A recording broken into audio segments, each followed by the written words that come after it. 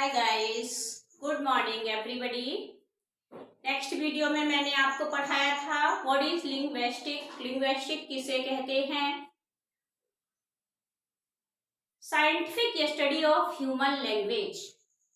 मानवीय भाषा के वैज्ञानिक अध्ययन को क्या कहते हैं? लिंग्विस्टिक कहते हैं। मानवीय भाषा के वैज्ञानिक अध्ययन को ही लिंग्विस्टिक कहते हैं। काइंड्स ऑफ लिंग्विस्टिक, उसके बाद मैंने आपको बताया था kinds of linguistic. Kinds of linguistic के अंतर्गत कौन कौन से आएंगे? Phonemes, phonology, semantics, morpheme, morphology, grapheme. तो phonemes, what is phonemes? Phonemes क्या है? तो फोनीम्स क्या है? स्मॉलेस्ट यूनिट ऑफ साउंड और स्मॉलेस्ट यूनिट ऑफ लैंग्वेज। ध्वनि की सबसे छोटी इकाई या भाषा की सबसे छोटी इकाई को ही हम फोनीम्स कहते हैं। नेक्स्ट था फोनोलॉजी, यह स्टडी ऑफ साउंड। ध्वनि विज्ञान को ही हम फोनोलॉजी कहते हैं।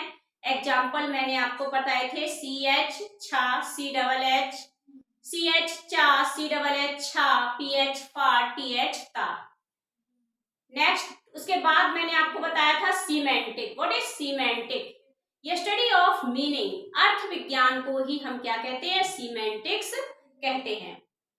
उसके आगे हम आपको अब पढ़ाने जा रहे हैं मॉर्फीम्स। मॉर्फीम किसे कहते हैं?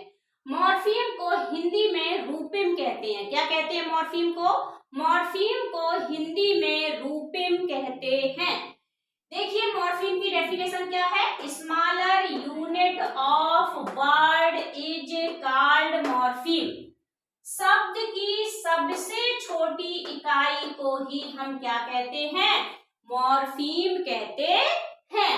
शब्द की सबसे छोटी इकाई को ही हम मॉर्फीम कहते हैं।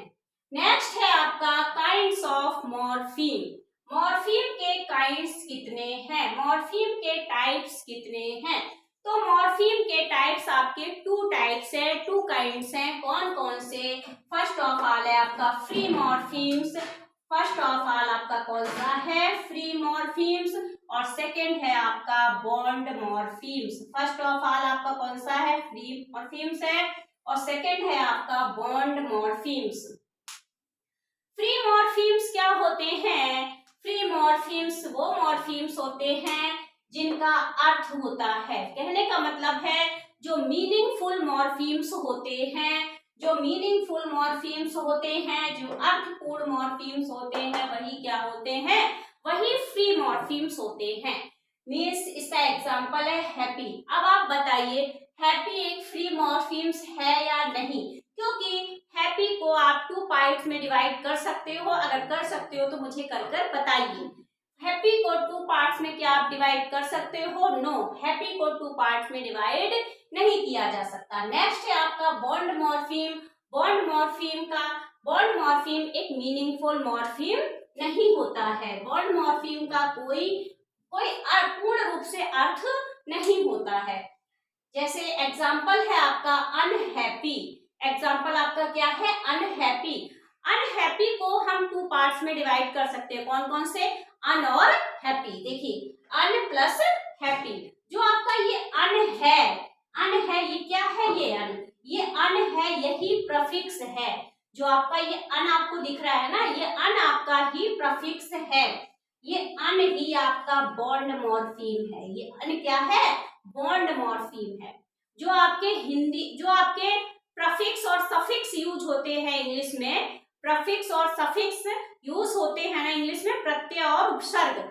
प्रफिक्स मीन्स उपसर्ग और सफिक्स मीन्स प्रत्यय। जो प्रफिक्स और सफिक्स यूज होते हैं वही आपके क्या है? बॉन्ड हैं। उपसर्ग और प्रत्यय ही बॉन्ड हैं।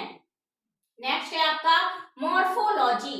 मॉर्फोलॉजी किसे कहते हैं? ये study of words and there form is called morphology. Means शब्द विज्ञान को ही हम क्या कहते हैं? मॉर्फोलॉजी कहते हैं, या शब्द के अध्ययन को ही हम मॉर्फोलॉजी कहते हैं। नेक्स्ट है आपका ग्राफीन किसे कहते हैं? ग्राफीन किसे कहेंगे? तो ग्राफीन किसे कहते हैं? ग्राफीन कहते हैं smallest unit in reading writing system, जो लिखने की जो सबसे छोटी इकाई है, लिखने की जो सबसे छोटी इकाई है वही क्या है, ग्राफीन है। मीन्स जो आपका जो मैंने आपको पिछले वीडियो में जो बताया था ना, फोनीम्स जो होता है, फोनीम्स जो है, फोनीम्स का जो रिटन रूप है, फोनीम्स का जो रिटन रूप है वही क्या है, वही आपका ग्राफीन है। एग्जाम्पल है CAT कैट और KAT कैट। जो CAT कैट है इसका भी आप देखिए, ये भी कैट लिखा है, ये भी कैट लिखा है, इसका प्रोनाउंसिएशन भी कैट होगा और इसका प्रोनाउंसिएशन भी कैट होगा, लेकिन जो राइट है वो CAT कैट है, ना कि KAT कैट। तो जो CAT कैट है यही आपका क्या है, यही आपका ग्राफीन है। जो CAT कैट है यही आपका ग्राफीन है। सो गाइस, अगर आपको मेरा वीडियो पसंद आया हो so please like, share and subscribe. Have a nice day.